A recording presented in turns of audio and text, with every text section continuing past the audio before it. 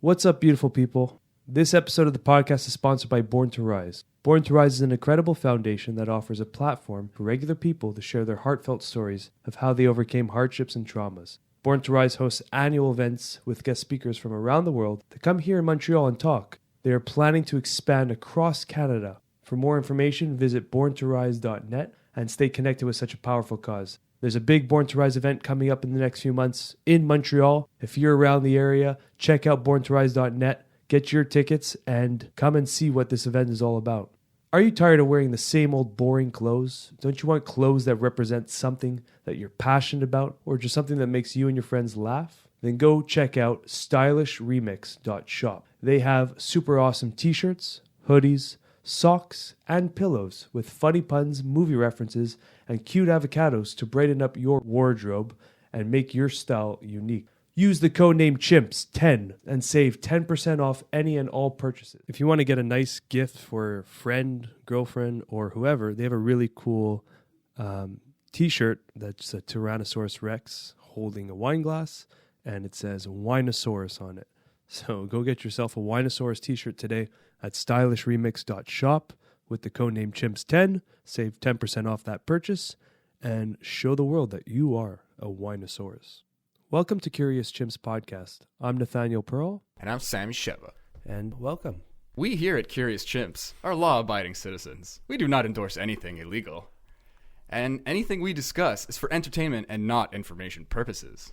We are not experts, and nor do we claim to be. So please, consult doctors, do your research, read the label, and for the love of all that is holy, be safe.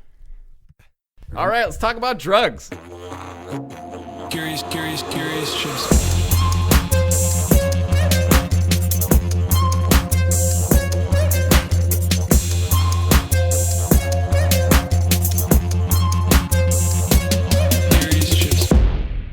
Sami, man. The Sami, man. Dude, you have some ancient Egyptian... Bro. You have some new school Egypt, actually. It's a new school, yeah. It's from now that we know. Yeah. Now that we know better. Yeah. It's from Disney World. Or no, Universal Studios. Cool. Yeah. It's pretty badass. Some pharaoh, some King Tut, Ramses the Third, whatever. I don't know. I don't know history. Raw. This ain't a history channel.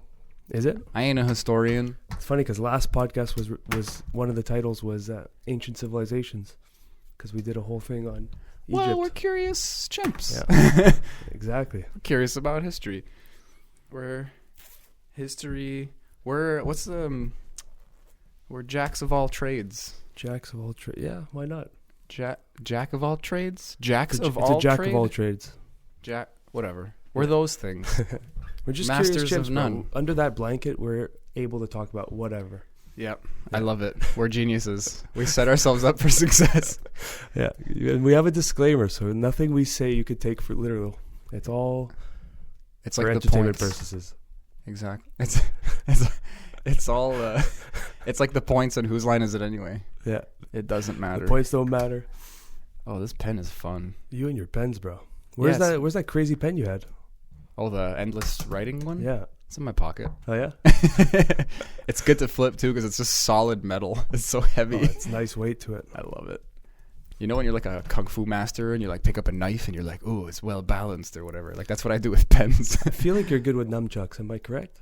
I never really practiced, but like the first time I ever took some, I kind of knew what to do. I have a feeling you'd be good at it. Like it's so hard to actually utilize. It's one of the few weapons I find you actually have to learn to flare with first. Yeah. Like if you learn to use a fucking bow staff or something, it's like defend, attack, up attack, down attack, turn an attack into a defend or vice versa, whatever the fuck. But with nunchucks, you're just flailing this thing that's like two sticks attached to each other by a flimsy chain. Yeah.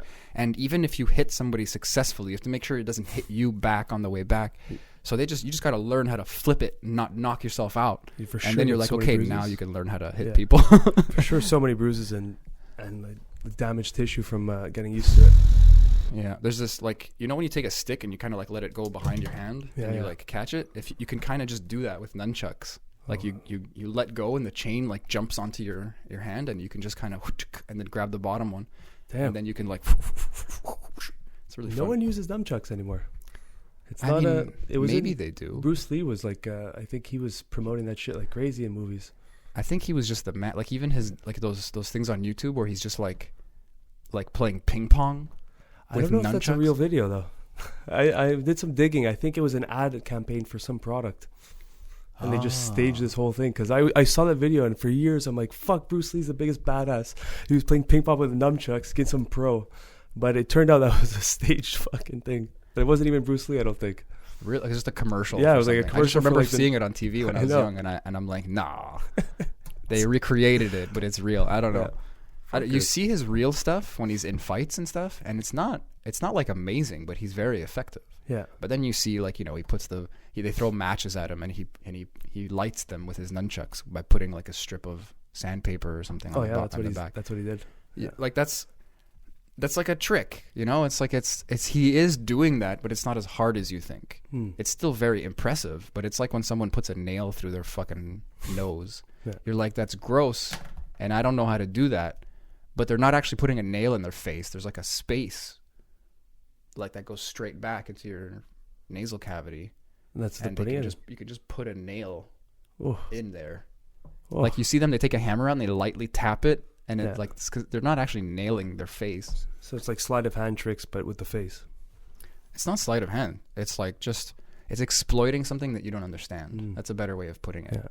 Yeah. Like someone who eats a light bulb actually eats a light bulb. Jeez. But they just know what to do. They know how to chew it to a point where it gets fine enough that it doesn't damage their insides. And it can't be too fine either, because that will also damage them. But they also eat a fibrous diet. I think like I actually brought this up on the podcast already. Is that possible? For eating glass? Eating like a guy, like someone who eats a light bulb. Oh, I don't think so. I don't know. It's the first time I'm hearing it. I feel like I'm yelling. I'm going to like up my sound. You know what always amazes me is those guys that swallow swords. Ooh, that one fucks with me. And it's just the way they position their body. It's just so the sword like goes down without piercing anything. And it's like tickling their fucking stomach. How crazy is that? I don't want to think about it. Like there has to, everything you do, there's a trial and error, and there's usually a lot of errors before you get it. That's such a good point. I've always wondered, like, how many failures and what were the failures like? Maybe those guys are just dead, so you never hear about them. Jeez, because one slip up, you're cutting open the intestinal tract. Imagine you have to sneeze. Oh, or you have an ass itch and you're just trying to scratch it from the inside. I got it. You ever seen the guy who swallows like golf balls and what's it called, pool balls? Oh, and he goes like, huh, and he like spits it out again. Yeah, I love that guy. He's a character too, eh? But you know what makes me laugh is like when he swallows like a locked like some kind. What is that? My alarm. Your alarm? Yeah. Oh, that's so funny. I was like, what? Is that music? It's all good. Now, question, is it still recording the video? Probably not. Okay, we're going again. 2 files. Take 2. Take 2. First time that happened. Oh, that's funny. Okay, so we start from the beginning. So Bruce Lee, what were you So, no, but you were saying about the guy. Yeah, the dude who swallows the lock. Okay, so that's a magic trick also, right? He's not doing some magical guttural fucking stomach, I don't know what, and then he's unlocking it somehow. Because he swallows the lock, then he swallows the key. So what I'm assuming is happening is that it's a trick lock, maybe, or something. I don't know. Or he previously swallowed a lock. Another one. Another lock. Fuck. So his only trick is that he can swallow shit and vomit it back up whenever he wants. But then he just uses that as like an illusion power. Is it the same guy? I don't know. Okay. But he goes, huh! And then it's the same guy, slaps his chest, and then something comes up again. So he has a unlocked lock in his belly already before he does the act. That's it. He's just swallowing a bunch of stuff backstage. Like in a certain order also. You know what's amazing? It's entertaining, but it's such a limited act. You're like what are you going to swallow next after a fucking pool ball and a lock and a golf ball? There's not much you could do. And like a live fish. You did a live fish? For sure. I saw that one. That was fun with David Blaine, because he's like been a really, I mean, he he just got famous on TV, but like he did a lot of street magic. He popularized that, or maybe even coined it or invented it in some way. I don't know. But then he did this Netflix special. I forgot what it was called. It was like like Real or Magic or something like that. And it's like a bunch of celebrities, you know, like the Breaking Bad guys, Bryan Cranston and the main character. Jesse's name, I don't remember his real name. I love he's such a good actor though, and like Ricky Gervais and like a bunch of other people I don't remember. And he's doing tricks for them, and it's all stuff like that. It's all like kind of illusion, but like he's actually just doing the thing. And it's so fucked up because he's with Ricky Gervais and he just stabs a piece of metal into his arm. In his arm, and he's just like fishing it through. They were at a dinner table, right? Like at a restaurant. And then he pulls it out and there's no blood because he's like doing some kind of technique, or it's the blade or something, or it's just gonna piss blood later. Like I don't know what the thing is. And then Ricky Gervais is like, "That's the trick, isn't it? You just actually stabbed your arm." Like he figured it out. He's like, "There's no trick. That's the trick." And I was so happy that he figured it out because David Blaine was just like, I don't know. You know, like he's just so being David Blaine. Yeah. No, but he's not mysterious, man. That kid's broken. Like he has no facial expression. He's just like, hey, I'm flying now. Yeah. You know, like, bro. Like the Mind Freak guy, Chris Angel, he was more like animated. David Blaine is just dead face. Have you ever seen the video? I was dying, man. It was like a morning television show, I think in like the Ukraine or something. And this musician came on, and he was doing a magic trick live because he was performing that weekend, so he was promoting it. This is going to end badly, isn't it? Potentially. So, here's my logic. You saw it, which means it made it online, which means America's Funniest Home Videos. Like, this guy's got it hurt. I don't know if it would make Funniest Home Videos. So he puts, like, that trick where they have, like, the paper bag, 3 paper bags, and one of them underneath is the fucking giant screw. So he puts it under. There's one giant screw and 2 normal ones that are empty. So he's like moving it around, and he's holding the host's hand. It's like this female, like this poor little frail woman. Oh no! And he goes with her hand. She's panicking, and he slaps it. It's good. It's good. Okay, so there's 2 left. 50-50 guess. He moves them around, and then she's like, no, I don't want to do it. I don't want to. And he goes, and he hits, and you see the resistance because it hit the nail, and then he pushes harder, and then he realizes what happened. And she's panicking in the corner, freaking out. And it was just like the most awkward because it's live television. That's not what I thought, but that's still terrible. Just pure awkward. Like, what the fuck? Everyone's like, what do we do? Her hand is ripped in half. Yeah. So Google that if you guys are crazy. It's a funny video. Unfortunately, it's funny.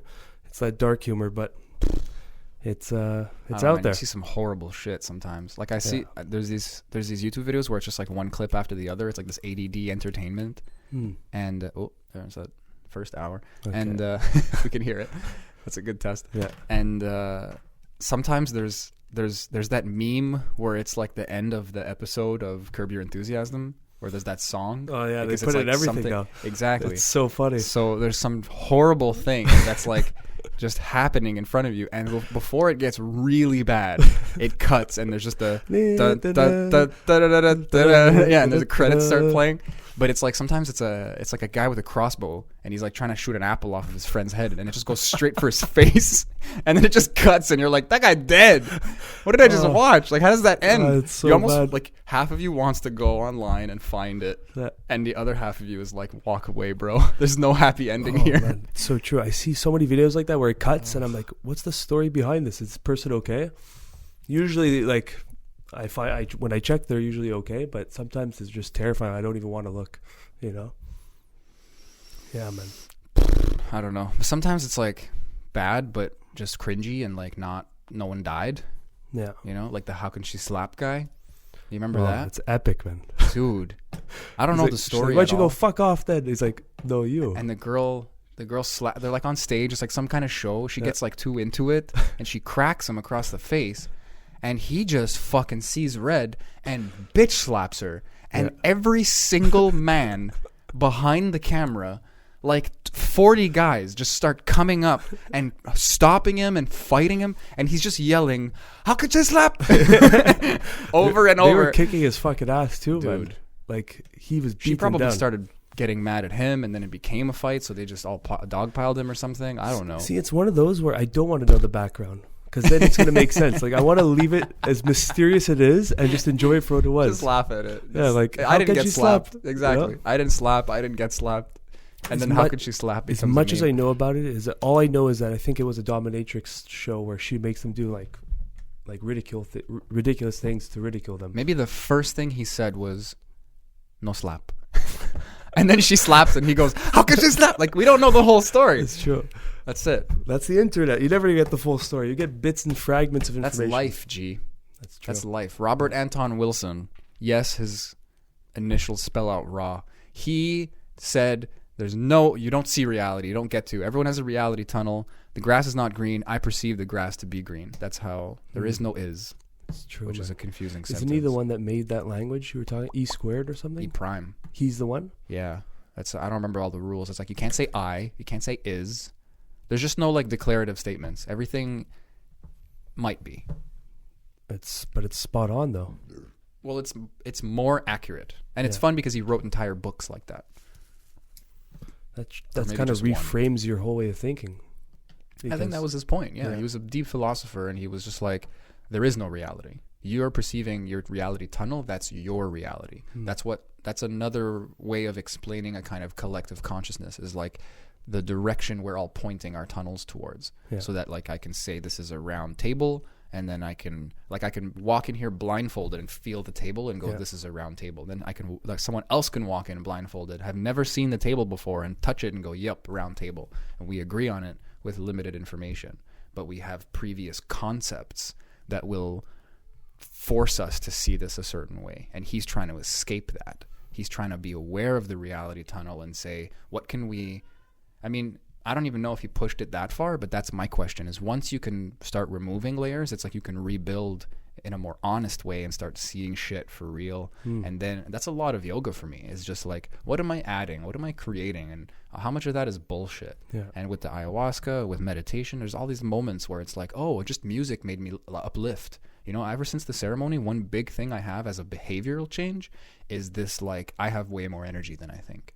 And it's so cool because I was like in the pits, and then they just start playing some fucking I am grateful. You get charged with this fuel. And I just all of a sudden my muscles are awake. I'm sitting up straight, and 5 seconds ago I didn't have any energy. I had no will to fucking do that. I know. And it was will. It wasn't the chemical energy because nothing changed inside you. Yeah, it was a decision, and I didn't realize it was a decision. That's what's fucked up. Why does that happen? Oh, that's a good question. I think it's I mean, I don't want to say generally like, oh, it's upbringing and blah blah blah. It's like there's a lot of little ways that we can be the victim, because that's the contrast for where we can be victorious, where we can't be victorious. So there are spots where we can be victorious in our life. There's this contrast created. It's this parallel thing and this dichotomy mentality where we have to have balance in a sense. And that's why yoga is cool too, is because you're kind of destroying this and trying to live in this non-dual perspective whilst being, again, like living dually, essentially accepting duality. You're not escaping it in any way physically, but you're just realizing none of it really exists in some way as well, So the mechanism, I think, is it's just this, it's in a, again, I don't want to be too general because I feel like I'm escaping my honesties, but like it is a victim thing. It is just, I am, it's not even word, like our consciousness is not made up of words, but we have this 10% or the surface crust that's all words. And then I can go deeper than that, and I can get into my mind, and it's still just the conscious mind. Yeah. And then there's all these programs running that are not verbalized, but I do agree. I make an agreement with the universe or with myself, if that's a different thing. But like with my reality, and I say, here I am weak, and here I am strong. And the truth is, and if I'm weak when I think I should be strong, I'm fucking shattered. Yeah. And to be strong in those weak moments, I need to like believe it, or else it's never going to happen unless like some extenuating circumstance happens and then I surprise myself. But even then an excuse can come up and I can write it off as like a momentary lapse in reality or something. It's so easy to go back, Yeah. That's what it is. It's like, that's just talking about Vipassana. That's like the sensation level of the unconscious mind manifests into a thought, And then that thought is how you're going to perceive and how you're going to act. And Yeah. if that feeling comes out, oh, like, I'm shit, then you're going to act in that way. And it's just like this, they're all happening at the same time. It's just what you're manifesting is literally how you're going to dictate your life. Yeah. And it's, I mean, you said unconscious, and I like that. I think I never had a placement for that word because I understand, I can conceptualize the conscious and the layer of words, like I said before. Yeah. This is just how my mind works. Might not be everybody. But then this unconscious is the things in the conscious that you're just not aware of. Yeah. But then the subconscious is like, you have to almost reverse engineer. Like, you're not even going to be able to really feel around in the subconscious. You don't have a guy there. You don't have a line. There's no form to of that. ego there. It's just... Yeah, so there's no perception there, maybe. It's like the thing that makes your heart beat, the thing that makes you breathe when you're thinking of something, when you're writing something or typing something up. You're not thinking about these things. There's programming and DNA and all that shit under there. And a bunch of stuff, like, those are simple things, biological, like beats. But there's all these psychological beats that are just, it's kind of beyond us. And I like the concept of shadow work. It's like a popular thing in these, in these circles, in these like new age circles. Yeah, it's the idea of finding out. I mean, I could be wrong also because I feel like I'm not super familiar with this concept. But the way I understand it so far, and I try to apply it in my life, is looking at what I'm doing and why I actually want to do it. And there's a lot of good reasons why I want to do it. And there might be some reasons that are very selfish as well. And I feel like that's true very often. Maybe in everything I do, even the things that are really good or really selfless, I want to be selfless in that moment. Even if I don't want to be and choose to be, I see a value in that. So there's always a shadow desire or a decision, or it's something totally ego-fueled, totally, maybe like we said, subconscious. And well, it makes you feel good, right? It does give a +1 to that bank. Yeah, and that might not always apply though. There's a lot of anger is addictive, so it makes you feel good. I guess yeah, it does. It gives you a feeling, something you're looking for, not necessarily good, but I think it encompasses that, but it encompasses so much more because it's so subconscious that you will surprise yourself. It's almost like you look back on your life. Not necessarily your entire past, but like the past few days or like certain actions that you took, and you go, why did I do that? Yeah. And then it's so buried that you have to go, why would I do that? Like let's say this Sami character, I'm not Sami right now. I'm just looking into this past, happens to be mine, but I'm looking at it in a detached sense. And I go, why would someone do that? And then I start going, oh, maybe he was scared. Maybe he was mad about that thing that happened 5 years ago, even though he wasn't thinking about it. It's there. Yeah, and then one of those things just rings. One of those things is like mocking you or teasing you a little bit, and you realize that it's true. Because I'm a pro at that. I used to do that so much. It was an avoidance tactic, actually. I would go, oh, it could be ba ba ba ba ba ba ba, and I wasn't just feeling what it was. And I find myself talking to people that way now when I want them to go deeper. Again, just in that conscious layer, I just go, stop and feel. Give me the true answer. I don't care how long it takes. I don't care if it takes an hour, but no one's going to take that hour. They're going to feel pressured. It doesn't work, but we have that ability.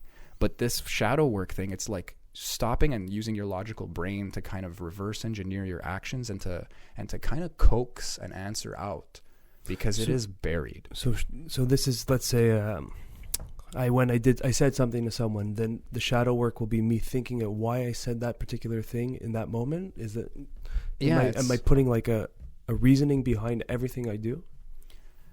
That's a really good way of putting it. It's like just assuming there is a reason behind everything we do, and it could be like past, regurgitation, like certain patterns coming up just to protect you because of trauma. It could be whatever the opposite of that is, in like a lighter sense, like you just have an expectation for to seek some kind of pleasure, like the craving and aversion argument that you hear that gets drilled into you in Vipassana. A lot of or all of our actions, unless we're very conscious of it, is us avoiding something that made us uncomfortable in the past or seeking something that made us comfortable in the past or pleasurable or whatever. I think that's been my biggest lesson in 2019, continue onwards, is just that, is instead of acting on just aversion and avoidance and all that, looking at why am I doing certain patterns. And it's been fucking hard work, man. It's been really hard work because you have to go into the depths of your mind and the subatomic level, even where you're like, what the fuck? There's pain here or something that making me do this decision.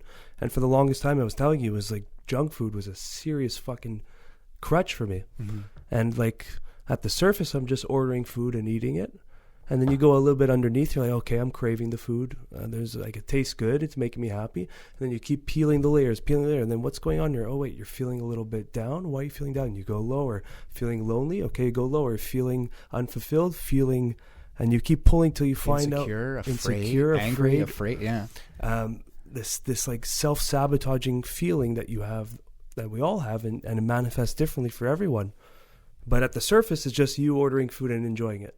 But then once you go down with the submarine, it's like this fucking dark corner. Yeah. But you have to look at it in order to get rid of it, man. And that's fucking hard. It's so innocuous, right? You're just like, oh, I'm just ordering McD's or something. Like, oh, once a month or whatever. And but the pattern might burst into, it might bloom in different ways in your life. But it's this source, like you're saying, this hard work. And it's not complicated. You just ran down it in 10 seconds. But it's like emotionally resistant or whatever. Like but it calcifies, man. It calcifies because the longer you feed that pattern, when you go into it, you're looking into years of neglect of something that you could have fixed at the moment, but you weren't aware of it or you suppressed it. Mm-hmm. So that's therapy, right? That's usually, I can imagine what happens when you go to a therapist is you're going into the unconscious of where it started. Yeah, I can't wait to start therapy, man. Yeah. I have like good coverage at my job now, and I just want to go and jump into it because, like, for me personally, the deeper I go, the more detached I become and the more intellectualized it is. And that's kind of what I was alluding to before. Like, I'm really good at avoiding by kind of exploring possibilities. And then it's like over there, it's in front of me. It's like a brochure. And it's like, no, this is your life, bro. This is you. This isn't a menu. And you're going like, oh, humans might do this or do this. Like, I have to come back to the fact that it's me. And I feel like a professional who's like catching me on all my bullshit is just gonna, in the first place, make me feel like I need to just be more honest and get like bang for my buck, even though I'm lucky to not have to pay for it, or some of it anyway. Yeah. But it's just like, it's time spent, and it's like I'm there for a reason, and I just feel like it would be so beneficial. But if anyone's like, you're listening to this and I'm wrong about shadow work, I know I'm in the vein. I know I'm touching on it, but I might be wrong or I might be missing a lot. Like, please hit us up. You know, get the social media fucking bumping. We want to start reading comments. We want to start interacting with you guys. But I think that's what it is. Anyway, it sounds right, but I don't know any better. We can find out. It could be the wrong terminology, but it's still a very useful technique. But that's why I think therapy, I've never done it. I understand it. And at some point in my life, I would love to try it. But I can see the effects it has on my friends who have been through therapy and all that stuff. But it's really that. It's just diving into those layers we've been ignoring our whole lives. And those layers that we've been ignoring, we've been operating on symptom to those layers, you know? Yeah. And it's, you know, and I realized it gets so deep in the patternings that we function, the patterns we function our lives on, to the point where, think of anxiety. Okay. If you have high anxiety, what's going to happen when you feel emotions of if you feel like the emotion of anxiety, the feeling of anxiety, you start to seclude yourself, stay home, right? That's the beginning. Okay, let's say you start staying home as a more of a pattern. There's an event you were invited to, you ditch it the last minute, you stay home because you felt anxious. Then maybe throw in comfort food. You're getting anxious, you eat comfort food. It settles the anxiety for a few hours, few days, whatever. Then a TV show that you just binge gets rid of that state of anxiety. Lack of training because you're just afraid to go out, and it's building off of that pattern of lifestyle to the point where your anxiety is made a cocoon of way of life around you.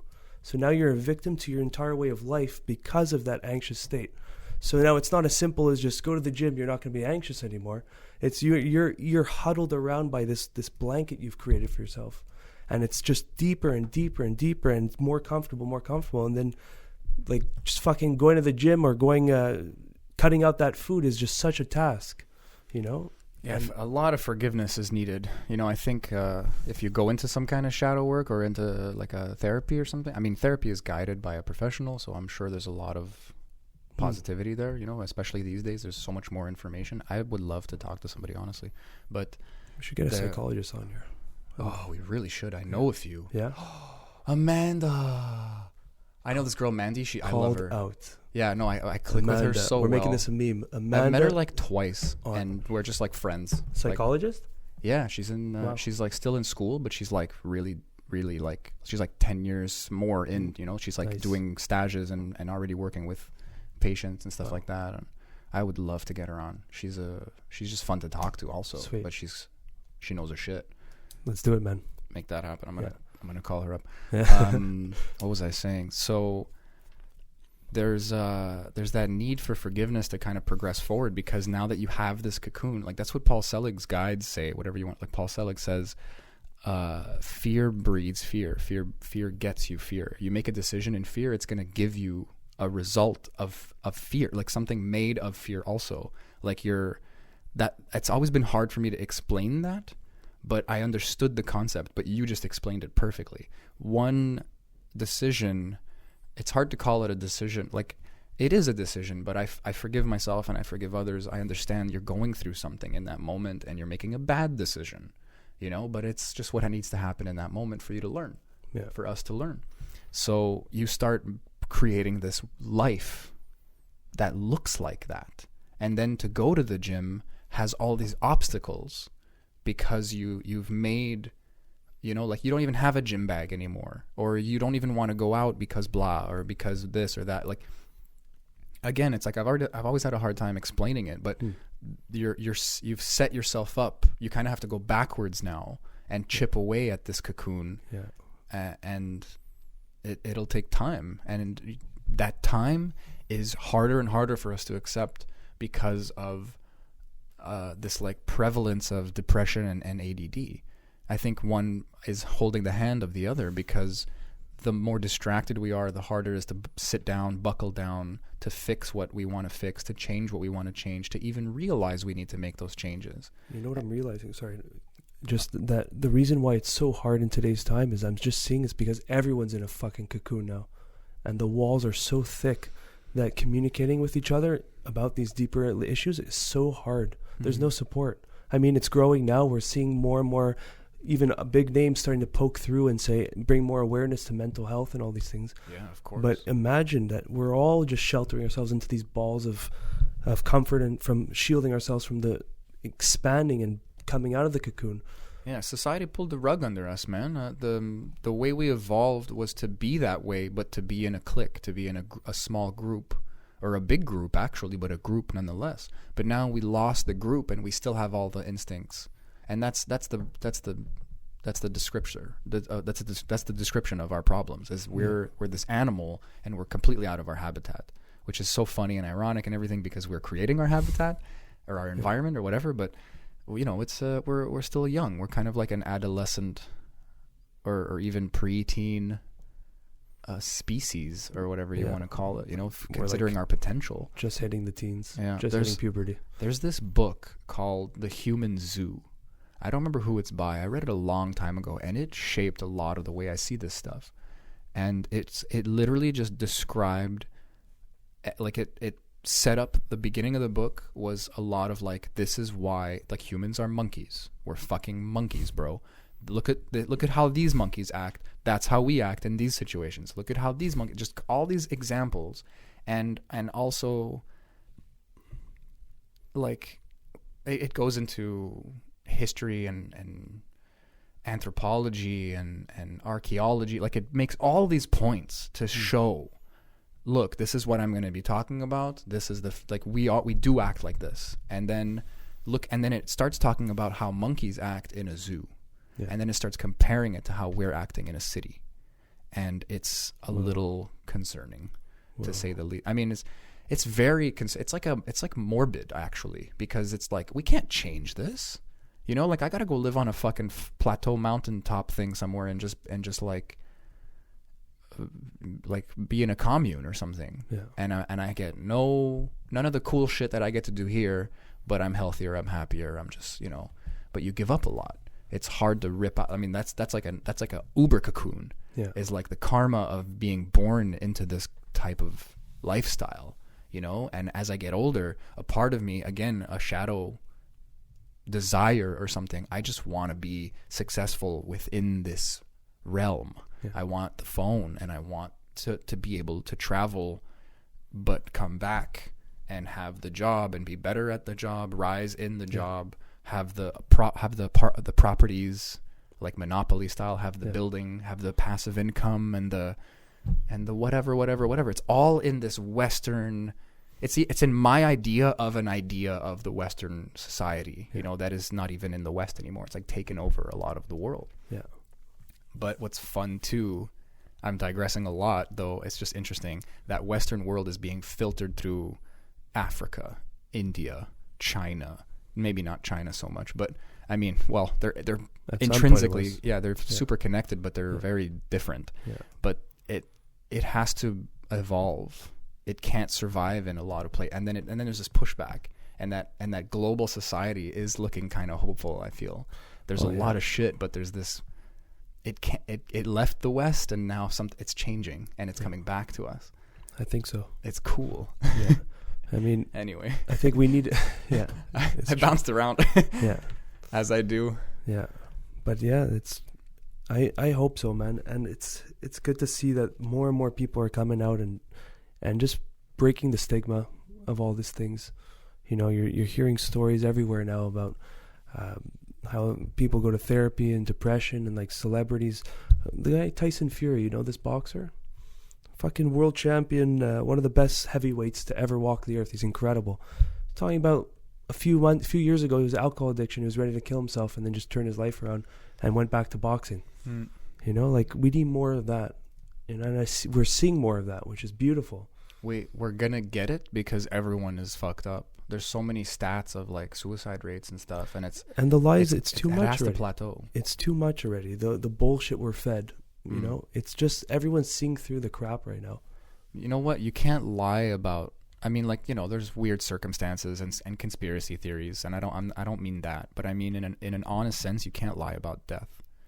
When the Linkin Park guy killed himself, maybe somebody killed him. I don't know. You want to get into conspiracy theories and shit, but the point is, someone like Jim Carrey also, he's honest about the shit he's gone through, and it's interesting to see people who have the things that we think will make us happy, and they're crying and they're trying to make you understand.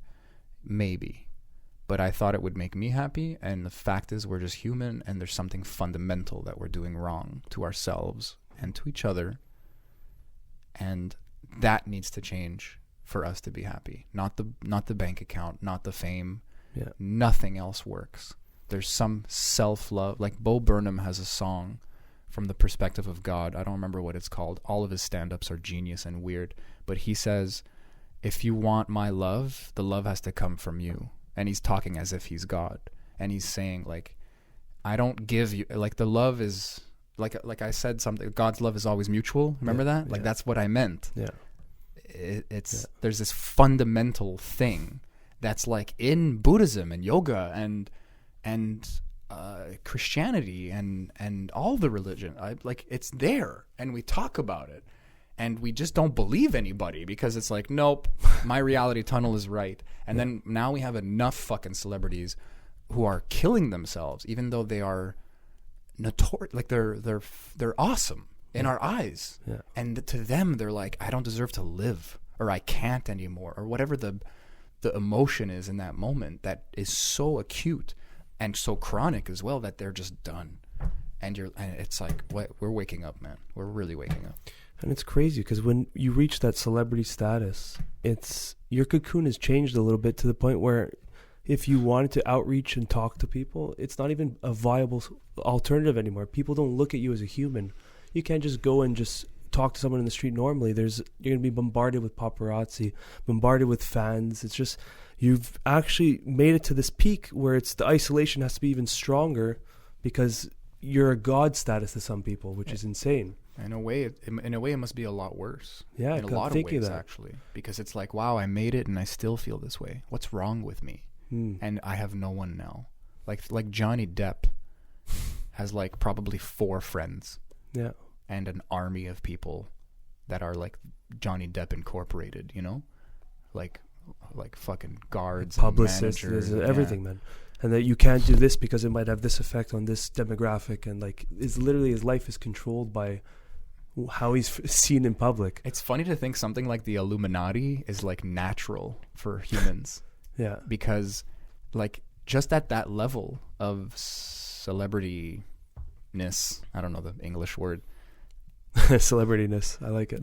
Yeah, like that being celebrity known status. Yeah, like that level, like whatever you're going through, if someone else is going through it, you want to be friends with that person. Yeah. You're like, oh, you get me, you get it. Yeah, this exterior thing. I'm a celebrity. I'm part of this experience that you're also part of. Yeah. You know, and we talked about it once on the podcast. Like Mike Tyson's chilling with Steve-O or something, and it's like they're like the same level fame a bit. Yeah. You know, where there's like cross. Yeah. You know, there's like layers of like famousness, so that like, you know, Johnny Depp could go like maybe chill with, I don't know, like Kristen Stewart. Yeah, but it's a very small circle, man. Yeah, you know, Hollywood is dark, man. I remember reading an article that, or I may have heard it in a podcast, that there's actual fucking marketing strategy publicist people that fake relationships between 2 actors and a musician or something, just to create this fucking storyline and eventually create a breakup just in line when the artist either comes out with a movie or with an album, if they're a singer. And it's all tied into this fabricated story that they push to the public just to get you interested in their life. You know what's funny is I thought of that recently because it seems so coincidental that like it makes sense if like, I don't know, Emma Stone and that guy from, what's his name, Jonah Hill, like they did Maniac on Netflix recently. I don't know why I'm thinking of that, but let's say they're dating after. Yeah. That was a good show. Just watch it. I didn't see it. Maniac on Netflix. So yeah. It's like a mini series, so it's like it's like a long movie essentially. It's like a couple episodes. So good. Really? Okay. So good. I won't even get into it. It's just great. Great acting, great everything. Just good to know. So Hermione is growing up. Is that her? Emma Stone? Is it? No, that's Emma Watts or Emma Watson. Emma Stone is the. Okay, I fucked up. I'm terrible with celebrity names, bro. I'm so out of it. She was in Easy A. What else was she in? She was like in Spider-Man, but like the Andrew Garfield one, like the middle one, not Tobey Maguire, but not the new guy. Bro, you lost me. I know. I'm sorry. Okay. So anyway, my point is, you're gonna be working together. You're gonna get to know each other. You're gonna possibly fall in love by proximity. Yeah. You know, just convenience. But the thing is that these people are celebrities, and publicity in some sense is a regard for them. It's in their consciousness. It's in the people who work for them's consciousness. They are a brand. And if the tabloids or whatever that exists, you know, is going to come out and say, ooh, will they, won't they, or did they, or scandal this, or love triangle that, then they just get ahead of it and they go, yeah, sure. You know, they're going to fucking do it anyway. Let's fucking pump some gas into that shit and then just pretend you guys broke up and then maybe you got back together. I don't know. Yeah. But it doesn't matter. It's just bringing it's bringing eyes. That's it. It's bringing eyes to the movie. Yeah. Because movies are coming out left and fucking right, and that's their way of going, oh yeah, there's a new Spider-Man or whatever. But it's dark shit, man. It is. You know, what's his name? That comedian, the Dark Horse guy, the poet guy. Oh, come on, brain. Dark Horse poets. You know the joke about how he turned into Alex Jones, like that old comedian. Bill Hicks. My man, Bill Hicks.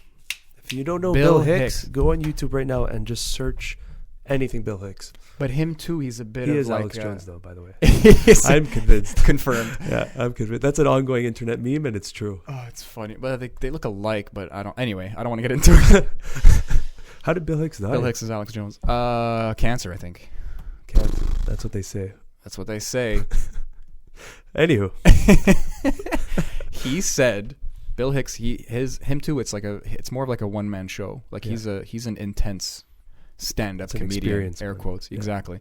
And one of the jokes he said, I mean, if you can call it a joke, but he was like, if you're in marketing or advertising, kill yourself. Like that was the punchline. He's like, if you sit around thinking about how to tweak this color and tweak this word just to get me to buy a thing I don't fucking need, jump in front of a train. Like, fuck you. Like, he was just so mad. He's the guy who said watching TV is like spraying your fucking third eye with black spray paint. And that's the guy we're talking about, who had zero patience or empathy even for anyone in that because they are in a sense selling their soul. Yes. Like that sell your soul to the devil shit.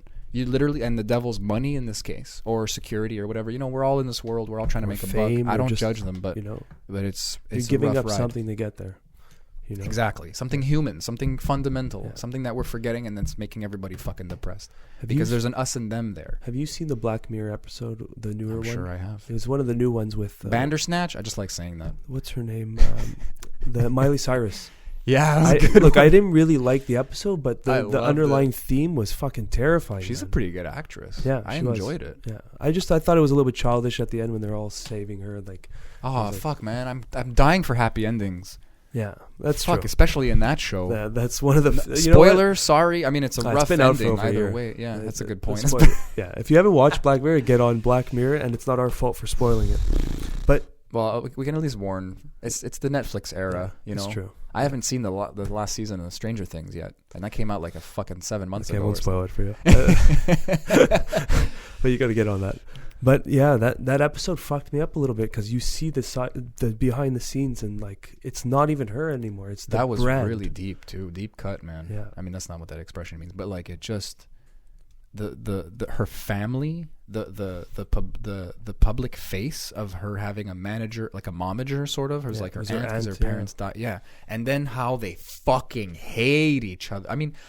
Honestly, at first, it was a natural kind of family fights thing, but they were like smiley on the camera. I understood it, but then it gets really dark. Yeah. Because she is just a businesswoman, and her fucking like surrogate daughter, actual niece, is a product.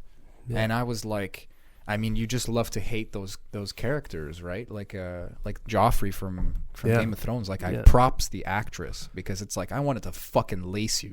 I wanted to reach through the screen and beat you. Off note, I think Joffrey ruined his career from that role. Because the world fucking hates him after that. Well, Game of Thrones, a lot of people did. Yeah. Because you just like Ramsay, you can't play a different role. The world is like you're a piece of shit. Isn't he? Which one's Ramsay? The one who created Reek. Oh God, yeah, but he got that role because he's been in some other stuff. He was in Misfits. He was really good in Misfits. Okay, but he's been in a few things now actually, but yeah, he's probably burnt the bridge a little bit. This is gonna go get into like Entourage after, but let's continue on. Entourage, like what's his name? Like the guy who got his eyes pressed in, the guy who got his fucking skull crushed. The prince there. Yeah. Oberyn. That guy is like the first time I saw him was like on The Mentalist, and he was like a side character, but I just noticed that his acting was really on point. Yeah. And then you see him in Game of Thrones, and he's crushing it. He's been in some other stuff, and now he's the Mandalorian. Nice. He's the guy. I didn't know that. Nice. Yeah. Wow. And I mean, it's all voice acting. Yeah. But it's him. And maybe it's not even him under the mask sometimes, like, 'cause it's like maybe it's like a body double or something. I don't know. And they just dub it over. But he's an incredible actor. Anyway, I'm just bringing it up for no reason. Yeah. But like Game of Thrones, a lot of people are not going to survive that. You know, like the other dude was super sexy. Yeah. Which one? And he became Aquaman. You know, and the girl also. You know, like what about the tiny guy? What's his name? Peter Dinklage. Yes. Yeah. The fuck is he in, man? He's a great actor. Yeah, he's phenomenal. I think he was in a recent movie. I need him in everything. Yeah, he blows my mind. His speech when he was on trial. Yeah, I've been on trial my entire life. Yeah, for being a dwarf. That was a good one. That came from the heart, man. That wasn't acting. That was like pure, real emotion coming through. I'm thinking of that exact moment. I feel like maybe it shook the world. That scene, man. Yeah. I'm telling you, when I saw that, I'm like, whoa. You know, it completely shut everything. It sucked me in because usually he's just taking the piss. He's just being like the kind of intelligent but comic relief, like. Has a plan but is an asshole. He's literally a tiny house. Yeah. Like he's Dr. House. Yeah, he even kind of looks like him. He's witty. He's everything. Yeah, Yeah. and He kind of looks like Dr. House. It's true. there's a meme about it. It's hilarious. There's like a I'm just picture of picturing him and then like a mushroom from Super Mario and then House, and you see their faces side by side, and you're like, ha, you know, like it works. Yeah, that's crazy. He's short. He knows he's short. It's not like he takes it super personally. Oh, no, he's definitely aware of it by now. He needs a ladder for everything, Yeah. or like one of those clicky Even in the show, grabber he- things. It's the whole thing in the show. Yeah, I mean, it's why he got the role. I assume the character in the books was It's a dwarf. Yeah. whatever I the. don't know if that's the term, but in the show, Can't it say was a midget dwarf. anymore for some reason. That's like a bad thing. Apparently. Little person is the. That's Yeah. a stupid term. Yeah, I don't even know if dwarf is a correct term anymore. So I don't know. Maybe he's literally a dwarf, like in terms of like a disease or like a whatever genetic like dwarfism. I don't know. Yeah, but for the sake of the show, they called don't him a dwarf, so I'm just gonna go with that term. But yeah, back to the Black Mirror of just you see how the business side just overtakes, and that for the example was her aunt, knowing that Miley Cyrus, the character, was on pills for depression, and they were like forcing her. Were they giving her pills, or were they giving her? I forgot what they were doing. They were numbing giving her like they had a kind of on-call like homeopathic like bullshitty doctor. Not that homeopathy is bullshit. It's gaining a lot of traction. I'm just saying like there was this woo-woo character who was like not a doctor, but like not a doctor. That's funny. I'll tell you why after. Yeah. And they were feeding her pills, but apparently it was making her like a little docile and like responsive to their suggestions. And then when she stopped taking them, she was like more. Apparently, she hadn't been taking them for a while. Again, all spoiler alert. Yeah. There, We like won't she's hiding spoil the ending part of it because it was pretty fucked up. The twist, the whole journey is great. But- I think we did kind of spoil. The ending is happy. Unfortunately, we're No, ruining but that. But we're what not happens when she starts to deviate away from the pills? There was a pretty dark moment. Oh yeah, that got Yeah. that. Yeah, Yeah. we can't really. That would be ruining it. Yeah. But that's now we can tie it into Entourage because I just watched Entourage for the first time. I thought you were kidding. Yeah. No, Let's no, go like- into Entourage. What the fuck are you talking about? But that was a great show. First of all, I never watched it. okay, it's a really fucking good show. But it shows you the behind the scenes of. It's a comedy, but you see behind the scenes of Hollywood and how fucked up it is. Probably a very cringe comedy. Yeah, because there's a lot of real moments in it. Like, well, that's pretty fucked. And like the way the main character Vince, they make him do things based on how he's going to perceive to the public and not.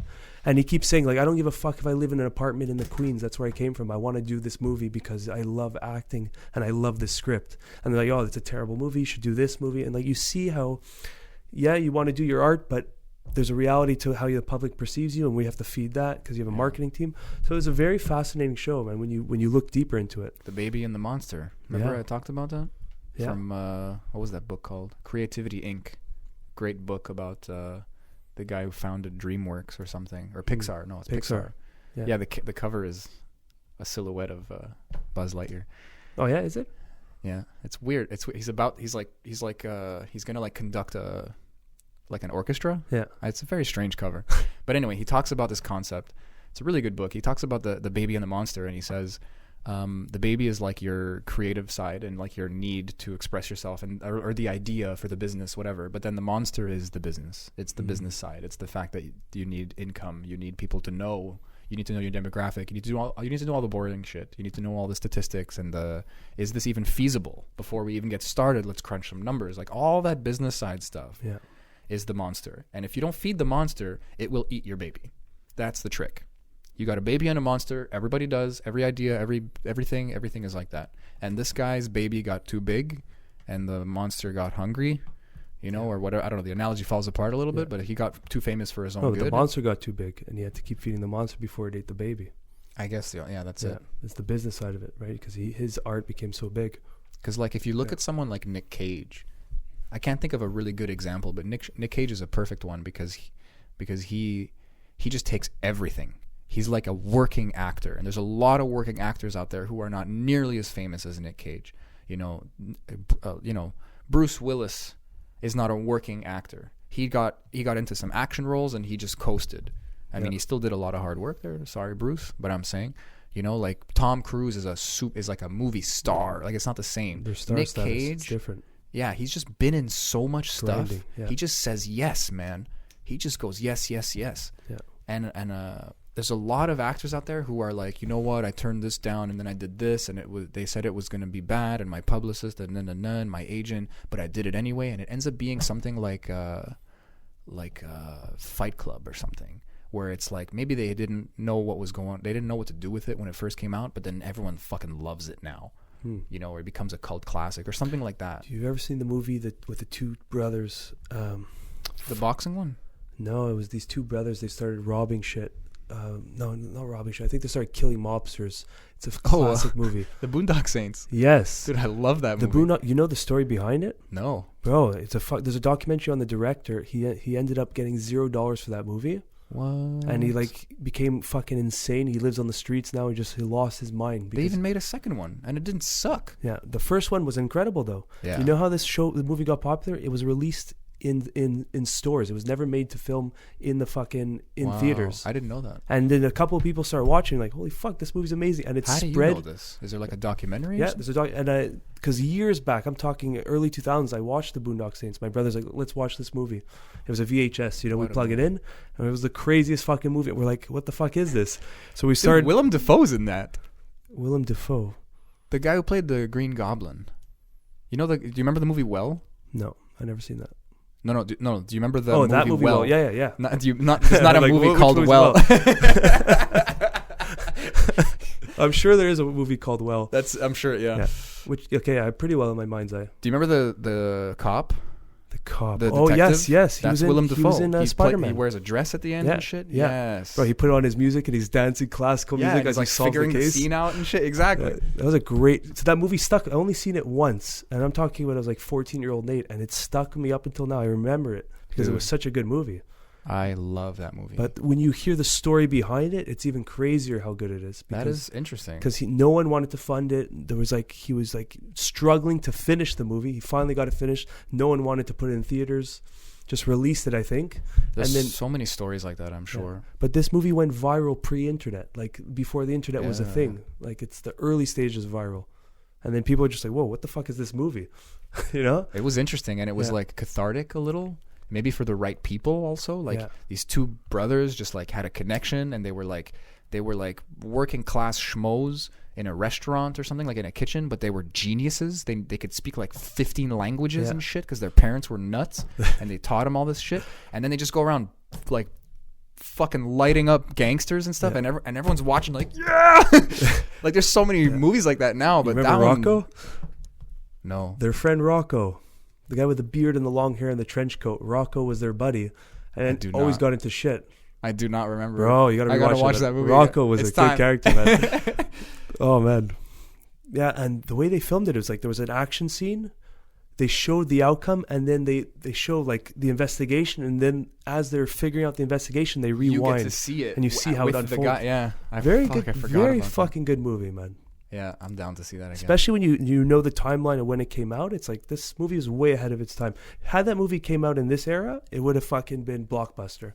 You know? Yeah. Well, I mean, probably tweaked a little bit. Like blockbuster now is like cookie cutter. Like it's all Disney. Yeah. It's all like one movie has a bit of action, a bit of love interest, a bunch of CGI, a bunch of humor. It's like one movie is an everything bagel. You know, it's like fuck, bro. Yeah. Like I watched what was it called? Or maybe if they made it a show at Heaven's Gate or something. Willem Dafoe actually. Okay. Or Hell's Gate? No, I don't remember. But it's a movie about Van Gogh. And dude, it's like a slow, weird movie, and it kind of takes you on this journey where he's like losing his mind, and it's, I don't know, like you get into the feeling of the character, but you need patience. Even I was watching this and I like it, and I'm a movie like fanatic a little bit, and I feel the recent years fucked me up a little bit. It was losing my attention sometimes, and I was forcing myself to stay on it. Yeah. But I mean, it was an incredible movie. The music, the art. The way it was shot, the way it ended, there was so much thought put into it, and there's a lot of thought put into how to make these other movies that I'm bashing, but it's like a diagram or like I said, like a cookie cutter, like a factory. The pieces, it's all preset. It's all like beep boop beep boop. So we need this. Yeah, we need like, a love scene. Indiana Jones. but this time it's Bigfoot, and then okay, go, and you push the button, and then actors and comedy, love interest, everything is just done. You know, like the new Star Wars movies. I didn't see them, but I had the same realization with The Irishman. You know, a lot of people love that. You didn't like it. I really liked it, but I think I've been hit by the years too, because it was a slower movie. It was slow, but you know what? The last 30 minutes, and this is that's why it got a lot of love. Yeah, because it was a weird movie. I liked it though. Yeah. I don't know why the last 30 minutes hit me super hard though, and this is my breakdown of it. And this is a spoiler alert. If you didn't watch it, just skip through this a little bit or listen at your own discretion. The last 30 minutes, I think, was one of the most powerful scenes in all the cinema for me, and it really hit me to the point where I felt actually depressed for a few days after. Oof. Wait, I haven't seen it either. Okay, so you'd be ruining it for me as well. All right. Well, watch it soon because I want to give you this breakdown. Is it good enough that you don't want to ruin it for me? Well, it's not even a good ending. It's just the underlying message. If I tell you, it won't even change the movie for you. I'm down. Yeah. Still spoiler alert. Yeah, just spoiler anyway. But keep going. It's not like a big kaboom ending. Like oh, I didn't see that coming. It's just the ripple effect of the whole story. Yeah. So it's really nothing more. But basically, what happens is. The last 10, 15, 20, up to 30 minutes, I forgot the timeline, you just see De Niro aging. You know, he's in prison. He sees all his friends dying. He's getting older. And then you're seeing him through his aging process, and then he's slowly dying, and he's being treated by a nurse. And the whole process was really long and stretched out. And I think this is my breakdown. It could be completely off or completely on, but this is how I felt. Felt like Scorsese was sending out a message that De Niro was him, and he's showing that that era is ending with him, and that the whole world has moved on from the gangster genre and that whole long form movie of just slow build-ups and script and storyline and just raw acting. And it was like the death of the genre. It was more acting. I love that you said that just now, bro. Did you see Hateful Eight? Yeah, bro. It was 5-6 guys in a room the whole movie, and it was fucking epic. That's raw acting. I mean, it's a Tarantino also, so it's gonna. But emphasize. Think of how simple it was. 5-6 guys in a cabin in the winter, stuck. Conversation, you know. Dude, have you ever seen Sunset Limited? I don't think so. Dude, it's Sam Jack and Tommy Lee Jones, and they're just in a room talking the whole time. Fucking and beautiful. It's a great movie because it's like they walk into Sam Jack's apartment, and he's like, and Tommy Lee Jones is like, just let me go, man. It's fine. I'm fine. And he's like, what do you mean it's fine? Like it turns out like he works for the subway, and this guy tried to kill himself. Tommy Lee Jones's character tried to kill himself, and the guy was working like right where he jumped, and the guy like landed on him or like landed in his arms or something. Like maybe he's exaggerating when he says the story because you didn't see that scene. It just starts them walking into the apartment, and then they just sit down, and like essentially Sam Jack is the light and Tommy Lee Jones is the darkness, and they just are debating. You know, one has faith and one sees the darkness but chooses to be the light, and the other one is fed up. But the other one is done. This is archetypal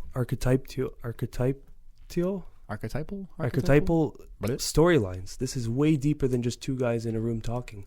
This is once you go in the unconscious. I think I'm putting it in a cool context, you know. But in the end, it's a fucking amazing movie. But that's why it's so good. But it's this. Yeah. It's just two guys talking. Yeah. But they're the best. Tommy Lee Jones and Sam Jack. No one's ever heard of this movie. Wow. Sunset Limited. Go watch that shit.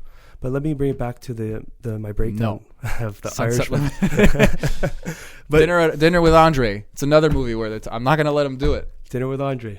Anyway. What other movies where they're just talking? Where they're just talking? It's probably a few. Well, that other movie too was pretty much taking place in a warehouse. It was a Tarantino movie, one of his earlier ones.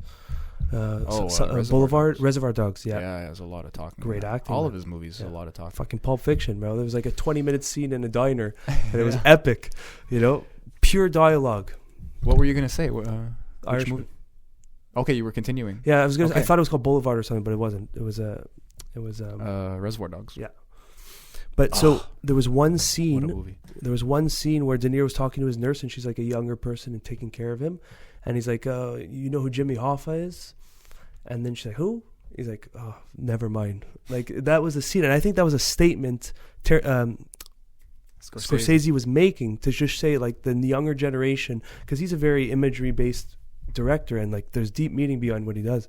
And that scene was put in there for a reason. It wasn't just a scene of conversation. And that's when my whole realization came. Was like, he was like, oh, yeah, the younger generation's taking over and the past is forgotten.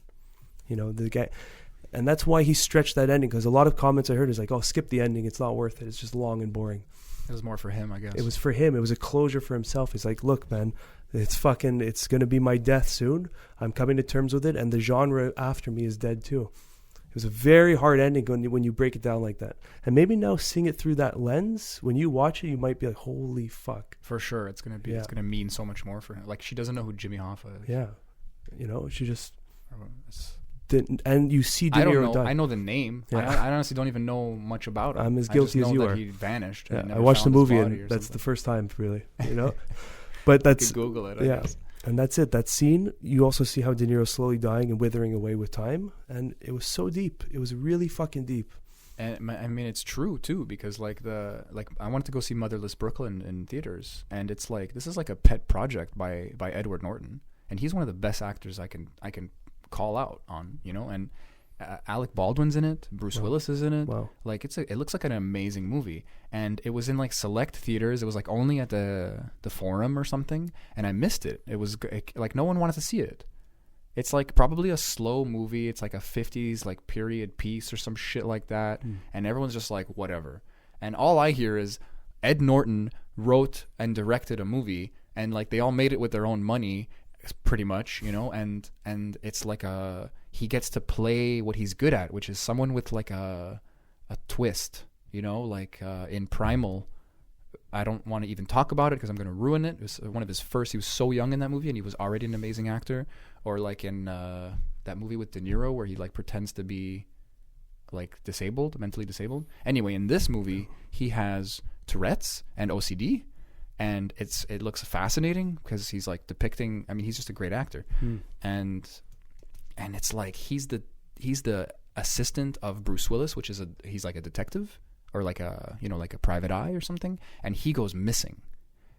So Edward Norton's character, Bruce Willis goes missing. So Edward Norton's character has to like use everything he's learned from his mentor to try to find him. And the bad guy is Alec Baldwin, who's like this kind of like unspoken mayor of the city, but it turns out he's actually like a real mobster, and he's based on a real character in real life. Nice. So there's like this little bit of history in the movie, but they don't use real names and stuff. And fuck, man, that movie looks so good, and nobody gives a fuck. You know, like a small. I'm the 20%, I think, where I just, you know, I don't like cars. There's people who just love cars and they go deep into it. I'm like that with movies, so I don't expect everyone to be like that. Yeah. But it's sad. Have you heard of Parasite? Yeah. I haven't seen it, but I heard it's one of the best movies out right now. That makes me happy though, because it's like a foreign film, like people say, and it's like, dude, it's like America and then the rest of the world doesn't make sense. Yeah. Then you go on Netflix, there's like a whole Indian section, a whole Korean section, a whole French section. Like, it's happening, man. We're waking up to that kind of stuff, and that might be the salvation, because in America, it's dead. It is dead. It's all cookie cutter. It's all fucking gone. Even like Hobbs and Shaw, that movie, I was watching half of it at my friend's house. I left. I couldn't take it. Like the 17th Fast and the Furious, and it's a spin-off, no less. But I left Hobbs and Shaw like halfway, and then my friend texted me later in the night. He's like, yo, you missed. The Rock pulled down a helicopter. And then it was kind of saying it in a joking manner. I'm like this is film. Like The Rock, I love him to death, but pulling down a helicopter, like, you're turning these people into like cartoons. Yeah, well, dude, there's like one scene in like the fourth one or whatever where he like stomps on the ground hard enough to break it because they're like on some highway like overpass thingy or something, and it's like they know that it's old, and he literally just stomps on it so that it breaks. And like, was that part of your plan? That was like, what if that just didn't work? You just stomped on it. Well, there was a scene in like Fast Furious 16 or 17, whatever number it is, where him and The Rock and Jason Statham are driving full speed into each other, like full on pedal to the metal, smash into a crazy fucking car head-on collision, and they get out and have a fist fight. And I'm just looking, I'm like, I can't watch this anymore, man. It was bad for me ever since Tokyo Drift, because it was all CGI. The first one, It was all real cars and a cool story. It's fucking sick. Yeah, man, and fucking. But that's Hollywood, man. That's Paul the monster. Walker. That's exactly what you're talking about. The monster and the baby. The monster is way too big right now, and the baby's getting eaten. You know, again, a quote from Bo Burnham, but he said, "We'll stop beating this dead horse when it stops spitting out money." Whoa. Yeah. Whoa, that's true. That's from his song. It's literally called "Repeat Stuff." He just makes fun of pop music. Whoa, I love repeat that. Stuff, repeat stuff, It's repeat a deep stuff. quote, though, man. It's a funny song. Yeah. He's just a genius. Yeah. Bo Burnham is a fucking genius, man. That's the problem. There's no way. It's been an hour. Did my phone not beep? I have no clue. I don't know either. You want to cut it? Tom will interrupt us. Yeah, I'm not in a rush. It's all good. We just riffed on movies. Fuck We got yeah. so deep at the beginning, and then we're just like, "Yo, what about fucking Boondock Saints?" We're like, "Yeah, Yeah, just man. fanboying out." Having a good time with it. But I don't know. Like, we can talk a little bit because we were mentioning a lot of roles that can ruin your career. Like, back to Entourage, for example, the guy Ari Gold. If you ever watch Entourage, I'm just telling you, man, it's a fucking epic show for up until season 5, 6, 7 were not so good. I'll tell you after why I probably can't watch it. Okay. But please continue. But Ari Gold was like the underlying main character. Oh, it's the guy from Smokin' Aces. Smoking Aces. Oh, what's that actor's name? Shit, he's such a good actor. The guy they were all trying to kill in Smokin' Aces, the magician. Anyway, It's Ari Gold? Yeah. He's the executive, the agent of Vince, the main character. But this guy, I was watching a recent interview on him. He's a fascinating dude. He said this role kind of ruined his life. He had to, because in the show he was like the sexist monster, fucking verbal, like the worst words he can use to everyone, to women, to gay men, to even men, everyone. But that's rough. If you look underline what he's saying, it was all out of love and just passion. Like, he really was a good guy, even in the show, even though he said a lot of negative shit. Like, he still cared about his family and his friends and would do anything for anyone. So he was a very complex character. That's so funny. Like, the first time I ever got wind of this concept, I was very young, and I was watching some like TV documentary about the Addams Family, the old show, like, and the kid who had played Pugsley. Yeah, was he was what they call typecasted. So it's like he was stuck in a role that was now over, and he was like chained to, he couldn't be an actor anymore. Essentially, it was horrible. Yeah, you become that character, and that could be the end of your career as well. Yeah, and that's what happened to Ari Gold. He said though in interviews recently, see, I even call him as Ari Gold, and his name is like Eric Pidvin or something. I don't know his name, and. He said like his blood pressure raised, like he had health problems after that series ended because he had to scream so much and just be this amped up testosterone monster. Wow, you know, and body. Yeah, it's literally in real repercussions in real life that he had to face. I believe it. You know, that's fucked up. Yeah, and he was talking like I was like a musical play actor. Like I was doing plays and Broadway shows, and then I got into this role, and it just fucking became this thing. Yeah. You know, and he's never been, I don't think he's been in anything big since. Wow. You know? That's unfortunate because he's a great actor. Yeah. He's one of those, like, I love his acting. I love watching him on screen. Yeah. Man. Oh, yeah. You know what? I'll tell you now. Okay. So this is why I probably will never watch a show. There's these glory days of this website called crack.com. And those days have been over for like a decade now. But they made a bunch of, there's our time. They made a bunch of videos that are all on YouTube. They're all great. There's obsessive pop culture disorder, After Hours. These are all hilarious. After Hours is like my favorite. But there's one called what is it? Something Notes. I don't remember, but it's like them filming themselves like as a skit, but they're sitting down working for Cracked. So it's like it's a little bit meta. And they literally just break down how the entire show seems to be like a practical joke on the actors. And I mean, our time's up. I won't get into it, but find that video. Well, just type in like crack.com Entourage. I want to see this. Dude, it's so good. Yeah. It's so funny and clever. Especially after I see it, I want to see how it parallels. Yeah, well, I'd love to. Yeah. I'd love your thoughts on it. All right, That's so cool. Let's get the fuck out of here. All right, everyone. I hope we didn't bore you guys with some movie talk. You know, we just fucking riffed on it. We started off pretty deep, though, so I think... You guys will resonate with that at least. Yeah, it was a little palate cleanser at the end. But hey, social media, the bitch. Share us, like us, 5-star us on iTunes. You don't even have to leave a comment or anything, but if you do, we love you for it. And subscribe to our YouTube channel. We just put up. Man. We got some videos. You can see our faces now. That's pretty. You can see our sexy bodies. Yeah. Doing pull-ups and yoga and shit. And anyway, it's coming. Stay curious and tune in next time. Mwah. Salmon man. That was fun, man. That was a good one.